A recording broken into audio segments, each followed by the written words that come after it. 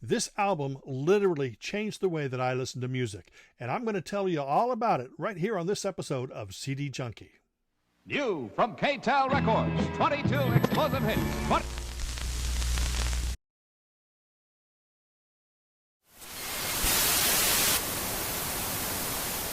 Hey everybody, it's me, Steve Schnee, the CD Junkie. On this episode of CD Junkie, I'm going to be talking about a band by the name of The Last. And like I said at the intro, this band literally changed the way that I listen to music. I like to start these videos off and tell you how I got into the band. And I'm going to tell you that story right now. It was roughly September 1979, and I'm flipping through the new releases in the bins at Licorice Pizza, which was a local chain of music stores at the time. And I'm flipping through, and I always stopped at any group that said "the," and I picked up this album by a group called The Last. And I looked at it, I thought, this looks really cool. Oh, you know what? This might be like weird punk. Back then I was, big power pop, synth pop, all that kind of stuff. I'd been buying all that stuff for a little bit over a year, and I was 15 years old. I wasn't reading the trade papers. I didn't know anything. I just went by gut, and I looked at that album, but I put it back. The next week I got my allowance. This is before I got a job. I wasn't 16 yet. Went back and I looked at that album again. I thought, and I put it back in the bins. And by the third week, I just said, forget it. My allowance is going on this record. I was also hesitant because it was on a label called Bomp Records. And at 15 years old, I had no idea what Bomp Records. I didn't know that they were like one of the coolest labels ever. I was 15. There was no internet. I guess I could have read Trouser Press and found out about it, but maybe by that time I didn't even know Trouser Press. Of course, Rolling Stone wasn't talking about him, and, People Magazine or whoever was out at that time certainly weren't talking about these artists. So I finally took the plunge. I took the album home, and I was kind of thinking, gosh, I hope this isn't like garagey, weird, evil punk rock, because like I said, I'm a pop kid. I love the melodies, the hooks. Up to that point, I was only buying major label stuff. Now, of course, I didn't know back then that if I bought a Gang of Four album on Warner Brothers, it was actually on an independent label in the UK, but here in the US, it was on a major label. Same thing with a lot of the other artists I was buying. These were artists that were on indie labels in the UK, but major labels here. So I always bought it if it was on Polydor, Warner Brothers, Sony, CBS, Columbia, whatever. Didn't matter. I bought it if it looked cool, or if I recognized the name, or if it just looked like the band might play the kind of music that I like. So here I was with my very first independent record. I put the needle down, and I was swept away. Just hook-filled. Great songs, great arrangements. Now, I have to admit, now listening back to it, production may have been a little flat, but it did not matter because the performances and the songs were amazing. And that album was LA Explosion. Absolutely, this is a life-changing album for me. Just wonderful melodies, obviously influenced by, maybe some LA garage rock, because there are some punky type tunes on here, but there's a lot of great songs that maybe were inspired by the Beatles and the Byrds and all those great 60s bands. It was hooks galore, great inventive arrangements. Now, Joe Nolte was the singer, guitar player, main songwriter. His brother Michael was also a vocalist on the album. His brother David Nolte played guitar. Now, these were no relation to Nick Nolte, so forget that. Jack Reynolds was on drums, and I have to admit, their friggin' secret weapon was Vitas Monterey. He was the keyboardist. He played the flute, sang backing vocals, but his presence there, it's like he was that kind of glue that kept everything together, because the Nolte brothers, extremely talented. Joe Nolte, an amazing songwriter, and just the stuff that came out of this album 43 years ago for an indie artist from LA during this time. Now, remember, punk was really big at this time, and so all these great punk bands were playing around, and I guess The Last were also a punk band live, but on this record, they're just a great pop band. Like I said, there are some songs that are very punkish, but overall, this is just a glorious slice of great pop that still resonates with me today. Now, in 1980, they were all set to release their second album. It had been recorded. There were some test pressings made, and it was all set to go. And some reason it got canceled by the label or the band. I have no idea why. Now, the album was called Look Again, scheduled for release in 1980. But the good thing is just 2 years ago, in 2020, that very same album, it was mixed the way that the band wanted to hear it, because the acetate or the test pressings had gone out and they were kind of unmixed. So it was just kind of like, here's the songs, let's listen to what they sound like.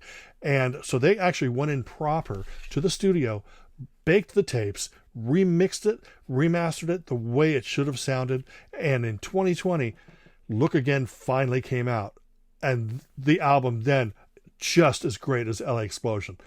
It's just chock full of great songs, even more energy than LA Explosion. It sounds tougher, it sounds rougher, but still filled with absolutely great songs. If you're a fan of LA Explosion, or if you've never heard the last, these first two albums are must-haves in your collection.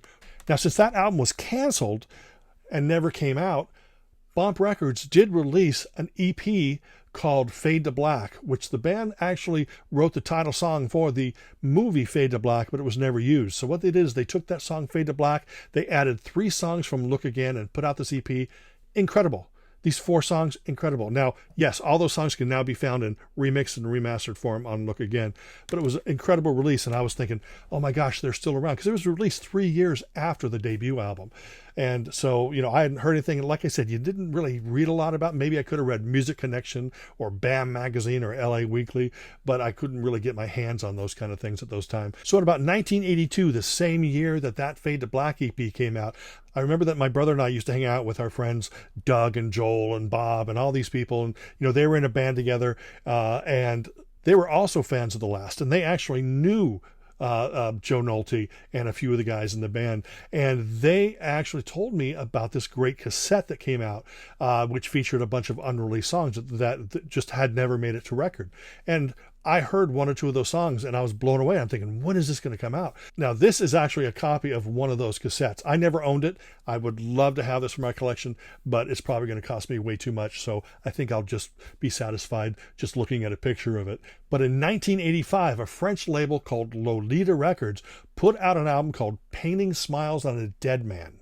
And that featured the recordings that were on that cassette. Now, there were some lineup changes. I believe that David Nolte, the bass player, left after the recording of the Look Again album, and he joined an equally cool band called Wednesday Week. Now, Jack Reynolds, who had played drums on the first album, he was gone by the time of the second album. He'd been replaced by John Frank. But by the end of the 80s, the only 2 remaining original members was Joe Nolte and Michael Nolte. And in 1988, they put out an album called Confession on the SST label, the legendary label that, Black Flag and Minutemen and Husker Du and stuff. And this was definitely a more punky album. It was sort of walking the line between the old sound and a more punky, rough sound. Lots of great songs on this record. Wasn't quite the last of old, but it's great because Joe Nolte, great songwriter, and with his brother's harmonies and occasional lead vocals, it still felt like a last album. And like I said, that came out in 1988. 1989, out comes the album Awakening, also on the SST label. Like I said, this is a whole new lineup of the band, as you can see right there. This, like the last album, it was a fresh sound. 1989 had more of a raw edge to it. Joe Nolte, Mike Nolte still came up with great songs, and I was hoping for more albums to come along. But alas, I had to wait 7 years for Gin and Innuendos. This is an album where they sort of branch out and do a little bit more than that typical great last sound, but all their ventures into different styles of music. It's not really so dissimilar from the last. One song may have a more of a country type edge or whatever, but still, it's a great collection of songs. In fact, I think this is the best of the 3 SST albums. But alas, this was the last album on SST. In 2003, Joe and Mike put out the acoustic album called Joe and Mike. And there's a couple old last songs on here that hadn't been released up to that point, especially Difference, which was from the Look Again album. But this is mostly songs that were not released, and it's just them double tracking themselves, and it's exactly what I said it was. It's a acoustic album per se, but there are some other sounds on there, and they sound great together. Great collection of songs. And it's also a great little musical detour too, focusing on the songs as opposed to the genre. You know, it's not punk, it's not folk, it's just Joe and Mike is really all I can say. Joe and Mike Nolte. Now, this was only available through the band, so you're not going to be able to find this out in the wild. Now, in 2004, they put out a demo CDR called Shank, and it had some great songs on it. Now, of course, I've never gotten my hands on one. I had audio files from that disc, but I totally want to track one of those down just like that cassette. It's probably never going to happen, but what the heck. Now, I got to hear digital files of those songs because in early 2005 I started putting together a benefit CD to aid the victims of the tsunami that had happened at the end of 2004, and that collection was called Of Hands and Hearts.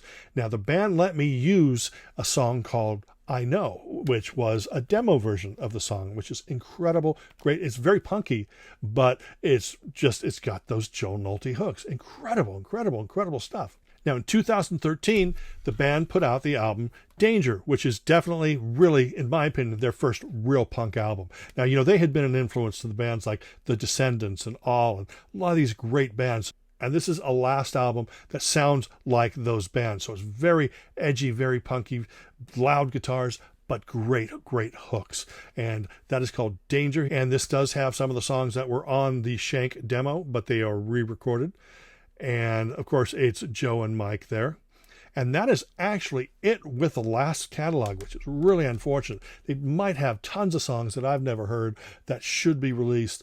I would love to see Painting Smiles on a Dead Man on CD. I know I talked about it earlier, but it's only available on vinyl. But I do want to talk real briefly about something.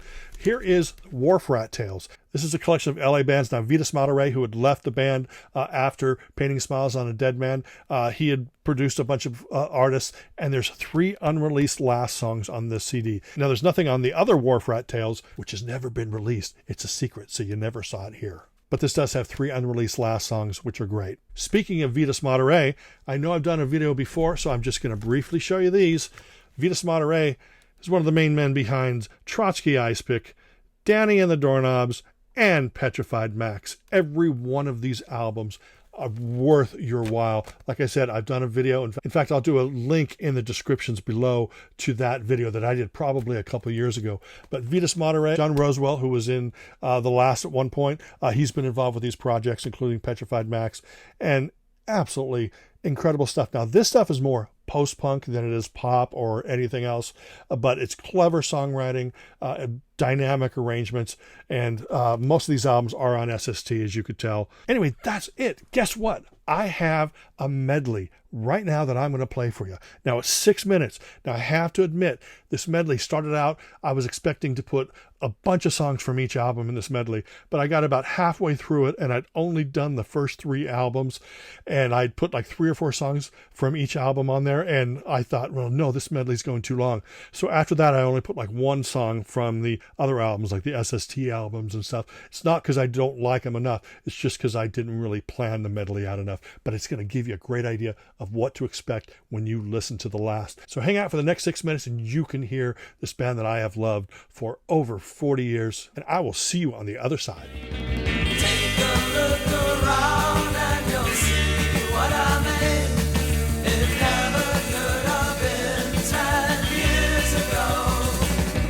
The answer should be plain when you stumble back again.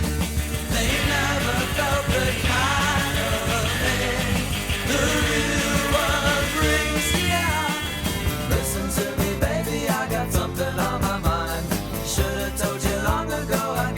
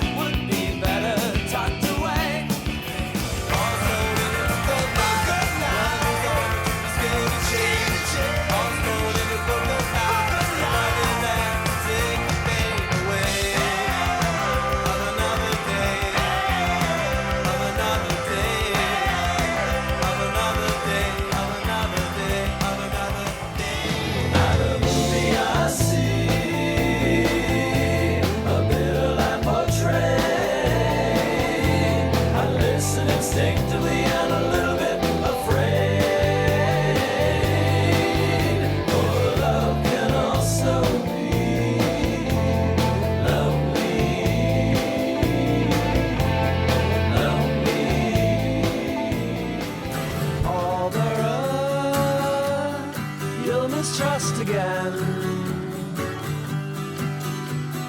Won't see no one, won't let no one in. And when the night falls, so will the pain.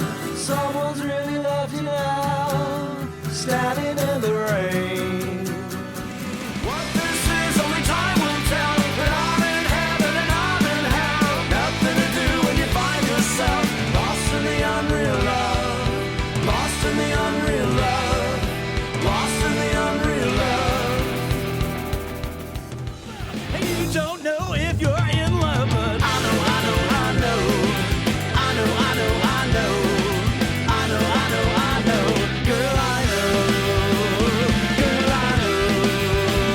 Girl, I know. Girl, I know. Girl, I